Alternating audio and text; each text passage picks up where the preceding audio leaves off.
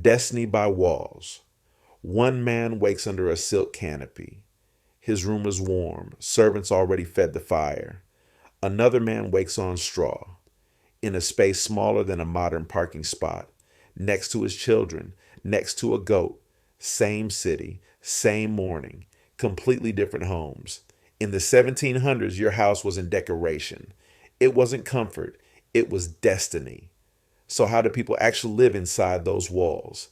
How big was life? A poor family in London lived in about 100 square feet. That's 9 square meters. One room, not one bedroom, one room for everything: sleeping, cooking, eating, working, giving birth, and dying. In 1750, a weaver named Thomas Croft died in Spitalfields. His probate inventory lists one room, 12 feet by 10 feet. Inside it, one bed shared by 5 people, one table, 2 stools, one pot. Total value, 8 shillings. That's what a carpenter earned in 2 days. There was no hallway, no kitchen, no bathroom. Life happened on the same floor where you slept. Now compare that to the wealthy. In 1755, the London house of merchant William Hickey had 14 rooms across 3 floors: an entry hall, dining room, drawing room, library, 4 bedrooms, servants' quarters, kitchen, scullery, wine cellar. The drawing room alone was 400 square feet. That's bigger than an entire poor family's home. For the poor, a house was a box you survived in. For the rich, a house was a machine designed for comfort. What walls were made of poor homes were timber frames with wattle and daub. That means sticks woven together, packed with mud, straw, and animal dung. It dried, it cracked. Rain came in, cold came in, smoke stayed in. The floor wasn't wood, it was dirt or broken brick. Walls were unplastered. You could see daylight through gaps. When it rained, the room smelled like wet earth and rot. In Paris, a housing survey from 1780 found something worse. 60% of working homes had no glass in the windows, only wooden shutters. You chose between light and cold, open them, freeze, close them, live in darkness. Wealthy homes were different: brick, stone, plastered walls, wooden floors, sometimes carpets, glass windows with thick curtains, tapestries on the walls to trap heat. In 1740, a merchant townhouse in Bristol used 4,000 bricks, 200 panes of glass, 80 yards of silk curtain fabric. Walls weren't decoration. They decided if you survived winter. Living in cold January 1740, one of the coldest winters on record. Outside London, 12 degrees Fahrenheit, minus 11 Celsius. Inside, poor houses with 1 week fire. Temperatures stayed around 35 to 40 degrees. That's colder than a modern refrigerator. Most homes had one hearth, sometimes no chimney, just a hole in the roof. Smoke filled the room. Wood and coal were expensive. A poor family burned 2 to 3 pounds of coal per day, enough to survive. It cost 1 penny. A laborer earned 10 to 12 pence, 1/10 of income just to not freeze. People slept in their clothes. Entire families shared one bed for warmth. In 1709, parish records from Norwich report 3 children dying in 1 week from, quote, cold and want of firing. Wealthy homes had fireplaces in every major room. Servants fed them constantly. In 1750, the Duke of Bedford's estate burned 150 tons of coal per year. That's over 800 pounds per day. For the poor, winter lived inside the house. For the rich, winter stayed outside the walls. Infrastructure: toilets, water, light. Where do people use the toilet? The poor used chamber pots. They emptied them into the street or a shared courtyard cesspit. In tenements, 20 to 30 families shared one privy. It overflowed constantly. In 1722, a London court case describes a privy shared by 40 people that hadn't been emptied in 3 years. Water came from public pumps. You carried it. In Paris, water sellers charged 1 sou per bucket. A family needed 3 or 4 daily. Many couldn't afford it. So they used river water, which was contaminated. Light came from candles.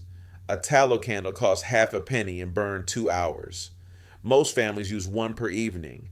Others use rushlights soaked in animal fat. Cheap, smoky, toxic. Many simply went to bed when the sun disappeared. The wealthy lived differently. Servants emptied chamber pots daily. Some homes had early water closets. Water was carried inside. Lighting came from wax candles, multiple per room. In 1760, the Earl of Sandwich bought 400 pounds of candles per month. A house wasn't comfort.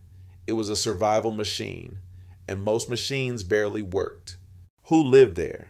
No privacy. Privacy didn't exist. In 1740, one southern room held a husband, a wife, 3 children, a lodger, and the lodger's son. 7 people, one room. They paid 3 shillings a week. The lodger paid 1. Without him, they lost the room. Animals lived inside, not as pets. A pig was savings. A chicken was income. In rural homes, a cow often slept on one side, humans on the other. Its body heat helped warm the space. Children didn't have beds. 4 or 5 slept crosswise at their parents' feet or under tables. In 1755, a court deposition describes a house fire. 3 children died because they were sleeping under a table and couldn't escape. In wealthy homes, servants slept in attics or basements, cold but separate. The family slept in private chambers. Guests had rooms. Privacy was a luxury. For most people, the house never slept alone. Real cases, what people owned. Margaret Harris, widow, London, 1742. Her probate inventory lists: 1 room, 10 by 12 feet, 1 bed with straw mattress, 2 warm blankets, 1 pot, 1 pan, 1 wooden bowl, 3 spoons, 1 stool. Total value, 12 shillings. Now compare that to Sir Thomas Pitt, merchant, London, 1726.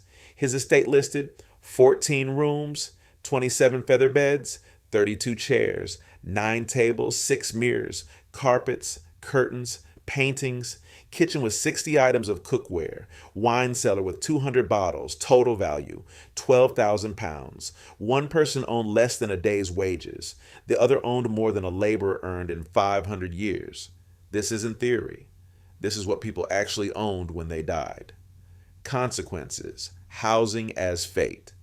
In 1750s, London, bills of mortality show something brutal. In poor parishes like St. Giles, half of all children die before age 5, 50%.